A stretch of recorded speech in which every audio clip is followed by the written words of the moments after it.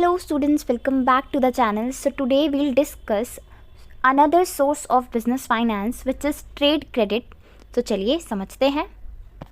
Yes, तो trade credit क्या होता है? देखो, trade credit refers to the credit extended by one trader to another trader for the purchase of goods and service. देखो, trade credit का मतलब होता है ये वो फैसिलिटी होती है जिसमें क्या हो रहा है, एक ट्रेडर दूसरे ट्रेडर को गुड्स एंड सर्विस उधार पर देता है, मींस क्रेडिट पर देता है, यानी तुरंत पेमेंट नहीं करनी है, वो पेमेंट बाद में कर सकता है.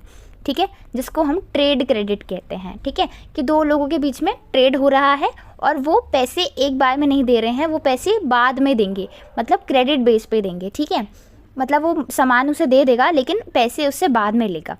ठीक है, और जो बायर है ना, वो अपनी बुक्स में, अपनी रिकॉर्ड में उस पेमेंट को सन्ड्री क्रेडिटर के नेम से शो करेगा. ठीक है, वो अभी हम आगे देखेंगे. देखो, it facilitate the purchase of supplier without immediate payment. आपको इमीडिएटली पेमेंट इसमें नहीं करनी है.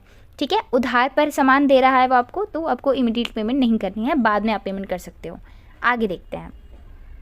यस, तो देखो यहाँ पर जो बायर है वो अपनी बुक्स ऑफ अकाउंट्स में उस पेमेंट को क्या करेगा, जो उसको अभी देनी है, किसको, सेलर को देनी है, वो उसे सन्ड्री क्रेडिट के नेम से अपने अकाउंट में शो करेगा या फिर अकाउंट्स पेबल के नाम से. ठीक है, the trade credit is commonly used by business organisation as a source of short term finance.